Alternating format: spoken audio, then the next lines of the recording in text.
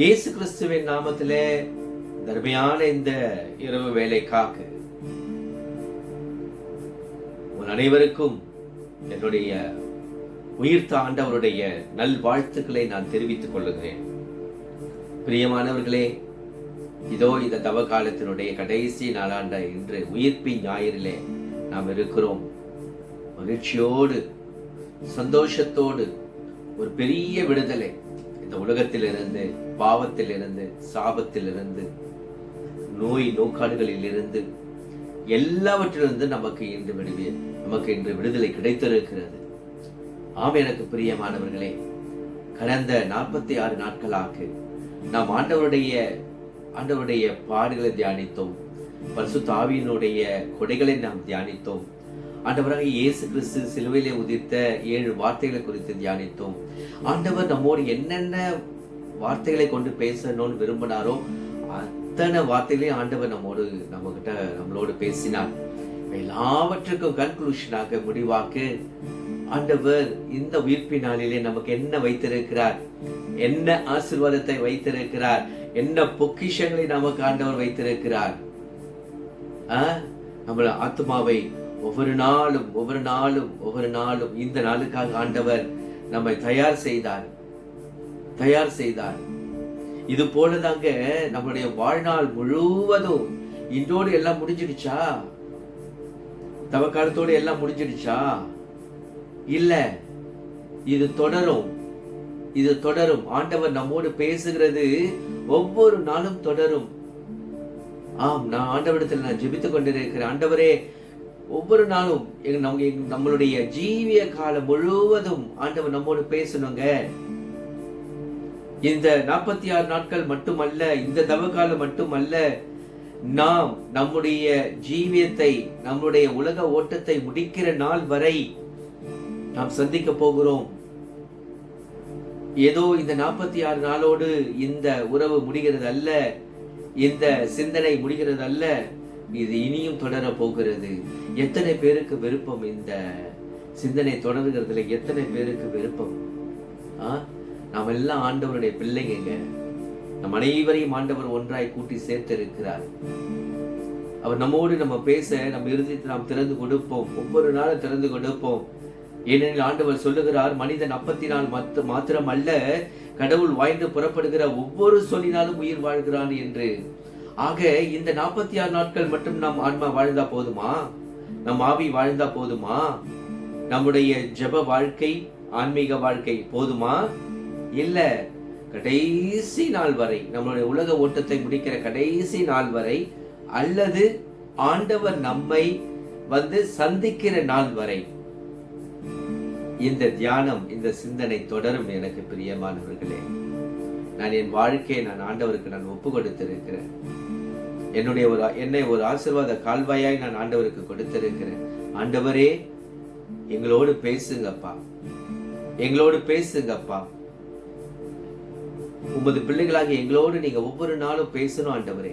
அவர் பேசுவார். இந்த நாளுக்காக அவர் நமக்கு என்ன வைத்திருக்கிறார் என்று நாம் பார்ப்போமா? இன்றைய நாளளவிலே நமக்கு ஆண்டவர் வைத்திருக்கிற வார்த்தை மத்தேயு 28ஆம் அதிகாரம் இறை வார்த்தை. அவர் வைத்திருக்கிற இறை வார்த்தை நமக்கு 6வது வசனத்தை ஆண்டவர் வைத்திருக்கிறார். தாம் சொன்னபடியே உயிர்த்தெழுந்தார். வார்த்தை பாருங்க, தாம் சொன்னபடியே அவர் உயிர்த்தெழுந்தார். விவிலியத்தில் ஒரு வார்த்தை இருக்கிறது, விண்ணும் மண்ணும் ஒழிந்து போகும். என்ன? விண்ணும் ஒழிந்து போகுமா, வானமும் ஒழிந்து போகுமா, இந்த மண்ணும் ஒழிந்து போகுமா, ஆனால் ஆண்டவர் சொன்ன ஒரு வார்த்தையிலோ அல்லது அந்த வார்த்தையில் இருக்கிற ஒரு புள்ளியோ நிறைவேறாமல் போகாது அப்படின்னு சொல்லப்பட்டிருக்கிறது. ஆகவேதான் இந்த வசனத்தில் அவர் சொல்லுகிறார் பாருங்க, தாம் சொன்னபடியே அவர் உயிர்த்தெழுந்தார். அவர் சொன்னார், இல்ல, நான் மரித்தேன், ஆனால் சதா காலமும் நான் உயிரோடு இருக்கிறேன் என்று ஆண்டவர் சொன்னார். நாம் மரித்த ஆண்டவரை நாம் வணங்கி கொண்டிருக்கவில்லை, என்றென்றும் உயிரோடு இருக்கிற ஆண்டவரை நாம் வணங்கி கொண்டிருக்கிறோம். இன்று ஆண்டவர் உயிர்த்த இந்த நாளை மாத்திரம் நாம் கொண்டாடலங்க. இந்த ஆண்டவர் உயிர்த்ததுல நமக்கு என்ன பலன், நமக்கு என்ன பயன் அப்படின்னு கேட்டீங்கன்னா, இந்த இந்த ஆண்டவருடைய உயிர்ப்பை யாரெல்லாம் விசுவாசிக்கிறார்களோ, யாரெல்லாம் ஆண்டவர் உயிர்த்தார், என் தேவன் உயிரோடு இருக்கிறார், அவர் மரித்தவர்களின் தேவன் அல்ல, அவர் உயிரோடு ஜீவிக்கிற ஆண்டவர் என்று யாரெல்லாம் விசுவாசிக்கிறார்களோ அவர்களுக்கு எல்லாம் மரணம் கிடையாது. உண்மையிலே சொல்லணும், கிறிஸ்தவர்கள் யாருக்கும் மரணம் கிடையாது. அவர் மரணத்தை ஜெயித்தெழுந்தார், அவர் பாதாளத்தை ஜெயித்தெழுந்தார், அவர் மரணத்தை ஜெயித்தெழுந்தார். அவர் பிசாசின் தலையை சிலுவையிலே நசுக்கி போட்டார். பிசாசின் தலை நசுக்கப்பட்டிருக்கிறது. பிசாசின் மேல் நம் ஒவ்வொருவருக்கும் அதிகாரம் இருக்கிறது. மரணம் நம்மை ஜெயம் கொள்ள முடியாது, மரணம் நம்மை வெற்றி கொள்ள முடியாது. எனக்கு பிரியமானவர்களே, அவர் எப்படி மரணத்தை ஜெயித்தாரோ அதுபோல அவருடைய பிள்ளைகளாகிய நாம் எல்லோருக்கும் அந்த அதிகாரத்தை அவர் இன்று நமக்கு கொடுத்திருக்கிறார். எவ்வளவு பெரிய சந்தோஷங்க!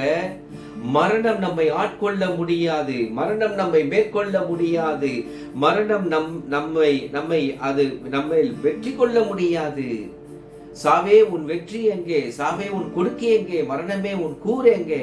பாதாளமே உன் ஜெயம் எங்கே? ஆண்டவர் கேட்டது போல அந்த அதிகாரத்தை அவர் உரித்தெழுந்து நம் கரத்தில் கொடுத்திருக்கிறார். எனக்கு பிரியமானவர்களே, நாமும் உயிர்ப்போம். நாம் இந்த சரீரமானது இந்த நாம் வாழ்கிற உலகத்திலே கண்ணை மூடுகிற அடுத்த நொடிங்க,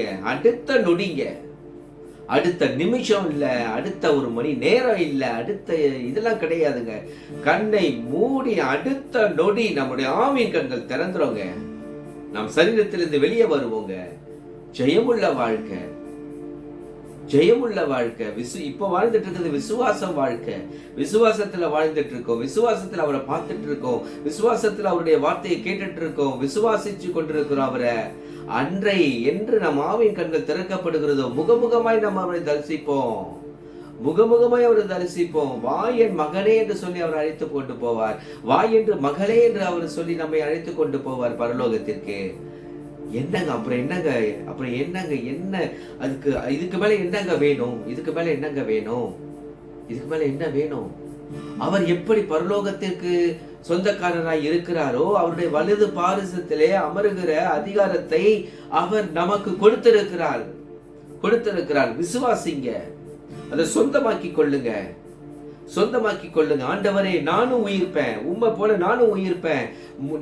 நீர் எப்படி மரணத்தை ஜெயித்தீரோ அது போல நானும் மரணத்தை ஜெயிப்பேன், நானும் உயிர்ப்பேன், நானும் பரலோகத்துக்கு வருவேன். அத்தன்டிக்கா சொல்லுங்க. நல்லா தெரிஞ்சுக்கோங்க, பிசாசுக்கு பாதாளம் நியமிக்கப்பட்டிருக்கிறது, ஆனால் உங்களுக்கும் எனக்கும் பாதாளம் நியமிக்கப்படவில்லை. அது நமக்காக உருவாக்கப்பட்டதல்ல. நரகம் என்பது கீழ்ப்படியாத பிசாசுக்கும் அவனோடு சேர்ந்த தூதர்களுக்காக உண்டாக்கப்பட்டது. மனிதர்கள் அங்கு போவதற்காக நரகத்தை ஆண்டவர் உருவாக்கவில்லை. யாரெல்லாம் அவனுடைய சத்தத்துக்கு கீழ்ப்படிந்து அவன் சொல்லுகிறபடி கேட்டு வாழ்கிறார்களோ அவர்கள் போகிற இடம்தான் அது. யாரெல்லாம் ஆண்டவருடைய பேச்சை கேட்டு அவருடைய சொற்படி கேட்டு அவருடைய சத்தத்திற்கு செவி கொடுக்கிற ஒரு நல்ல ஆடாக யாரெல்லாம் இருக்கிறார்களோ அவர்கள் எல்லாம் அவர் பின்னால் போகிறோம். நாம் எல்லாம் பரலோகத்திற்கு உரியவர்கள். நீங்கள் இந்த உலகத்திற்கு உரியவர்கள் அல்ல, நீங்கள் பரலோகத்திற்கு உரியவர்கள் என்று ஆண்டவர் ஏற்கனவே நமக்கு சொல்லிவிட்டார். ஆகவே சந்தோஷப்படுங்க பிரியமானவர்களே. நம் வாழ்க்கை தொடரட்டும், நம்முடைய சிந்தனை தொடரட்டும், நம்முடைய ஜெப வாழ்க்கை தொடரட்டும், நம்முடைய ஆன்மீக வாழ்க்கை தொடரட்டும். நாம் இப்போ இந்த 46 நாட்கள் என்ன செய்தோமோ அதையே தொடர்ந்து செஞ்சு கொண்டிருங்க. உங்க வாழ்நாள் முழுவதும் செஞ்சு கொண்டிருங்க. ஜெபிக்கிறவங்க ஜெபிங்க, வேதம் வாசிக்கிறவங்க வேதம் வாசிங்க. ஆண்டவரோடு இருப்போம். இப்ப இவ்வளவு நாள் நம்ம கெட்ட பழக்கங்கள்லாம் விட்டுட்டு நம்ம ஆண்டவர் கூட இருந்தால அது அப்படியே தொடருங்க. அது அப்படியே தொடரட்டும். உலகத்திற்கு செவி கொடுக்க வேண்டாம், உலகத்தின் இச்சைக்கு நாம் இடம் கொடுக்க வேண்டாம், உலகத்திற்கு ஒத்த வாழ்க்கை வாழ வேண்டாம், பரலோகத்துக்கு ஒத்த வாழ்க்கையை நாம் வாழ்வோம். ஆக இன்று ஆண்டவர் தாம் சொன்னபடி அவர் உயிர்த்தெழுந்திருக்கிறார்.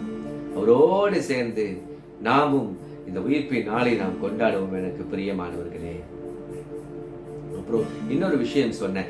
இன்னைக்கு நம்ம எல்லாம் வந்து எல்லாரும் விஷ் பண்ணும்போது ஹாப்பி ஈஸ்டர், ஹாப்பி ஈஸ்டர் அப்படின்னு சொல்லி நம்ம விஷ் பண்ணோம்ல.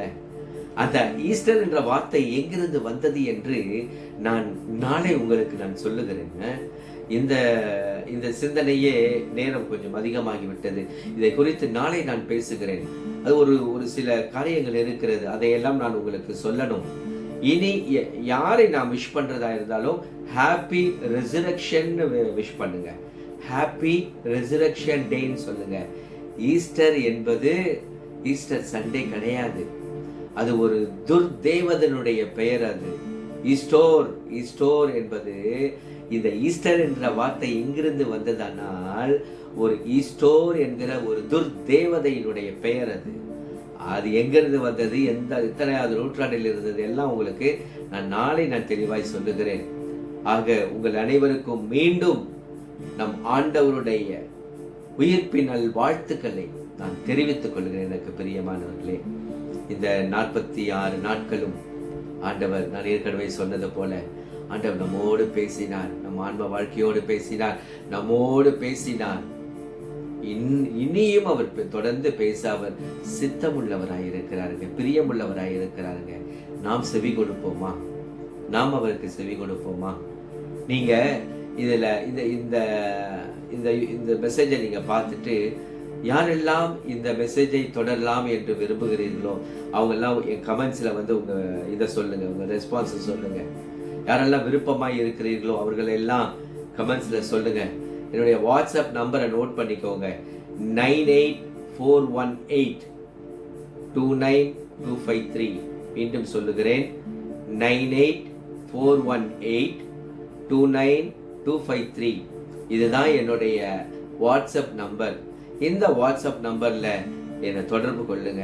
நாம் ஒரு குழுவாக நாம் இருந்து நாம் உங்களுக்கு வேதத்தில் இருக்கிற நிறைய ரகசியங்களை, மறை உண்மைகளை எல்லாம், ஆண்டவர் எனக்கு சொல்லி கொடுத்ததை எல்லாம் நான் உங்களுக்கு சொல்லிக் கொடுக்க மிகுந்த ஆவல் உள்ளவனாய் இருக்கிறேன். ஆண்டவரும் நிறைய காரியங்களை குறித்து நம்மோடு பேச ஆவல் உள்ளவராய் இருக்கிறார்.